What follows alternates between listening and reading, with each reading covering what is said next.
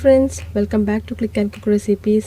അപ്പോൾ ഇന്ന് ഞാൻ വന്നിരിക്കുന്നത് നല്ലൊരു കേക്ക് റെസിപ്പി ആയിട്ടാണ്. കേക്ക് എന്ന് പറയുമ്പോൾ ഒരുപാട് ഇൻഗ്രീഡിയൻസ് ഉണ്ടെന്ന് ആവശ്യമില്ല.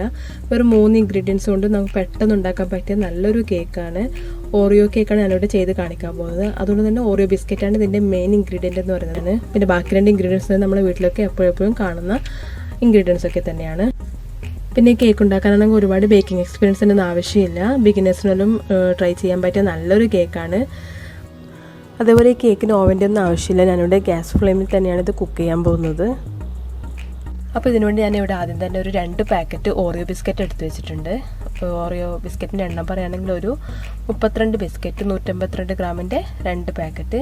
അതിൽ നിന്ന് നമുക്ക് ഈ ബിസ്ക്കറ്റ് ഒന്ന് പൊടിച്ചെടുക്കണം. അതിനുവേണ്ടി ഞാനിതൊരു മിക്സിയിലേക്ക് ആഡ് ചെയ്ത് കൊടുത്ത് നന്നായിട്ടൊന്ന് പൊടിച്ചെടുക്കുന്നുണ്ട്.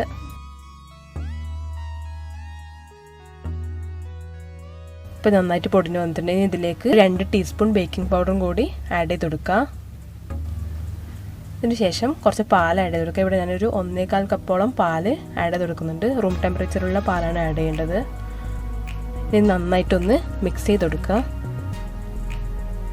കുറേ നേരമൊന്നും ഇളക്കി കൊടുക്കേണ്ട ആവശ്യമില്ല. എല്ലാം കൂടി ഒന്ന് കമ്പൈൻ ചെയ്യുന്നവരേക്കും മിക്സ് ചെയ്ത് കൊടുത്താൽ മതി.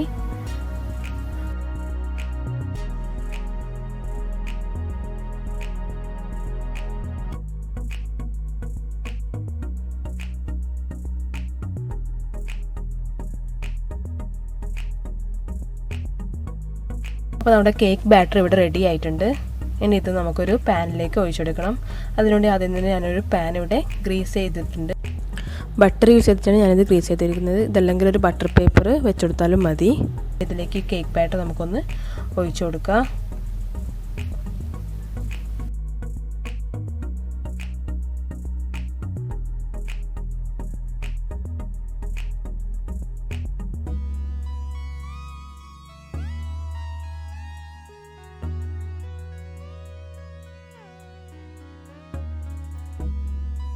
ഇനി ഈ കേക്ക് നമുക്ക് ലോ ഫ്ലെയിമിൽ വേണം കുക്ക് ചെയ്യാൻ വേണ്ടിയിട്ട്. ഞാൻ ഡയറക്റ്റ് ഫ്ലെയിമിൽ വെക്കുന്നില്ല. വേറൊരു പാനിൻ്റെ മുകളിൽ ഇങ്ങനെ കയറ്റി വെക്കണം. നിങ്ങളുടെ കയ്യിൽ ഒരു പാനോ അല്ലെങ്കിൽ ഒരു പരന്ന പാത്രം ഉണ്ടെങ്കിൽ ഇതുപോലെ ഇങ്ങനെ അതിൻ്റെ മേലെ ഈ പാൻ വെച്ച് കൊടുത്താൽ മതി.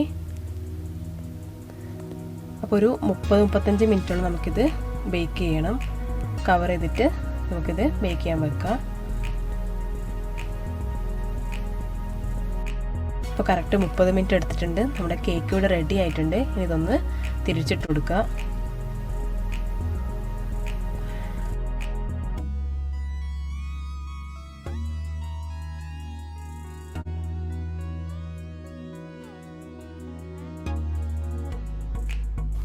അപ്പോൾ നല്ല മോയിസ്റ്റ് ആൻഡ് നല്ല സോഫ്റ്റ് ഓറിയോ കേക്ക് ഇവിടെ റെഡി ആയിട്ടുണ്ട്. ഇനി നമുക്ക് വേണമെന്നുണ്ടെങ്കിൽ ഇതിൻ്റെ മുകളിൽ എന്തെങ്കിലും ചോക്ലേറ്റ് സോസോ അല്ലെങ്കിൽ ന്യൂട്ടല്ലയോ അങ്ങനെ സ്പ്രെഡ് ചെയ്ത് കൊടുക്കുക.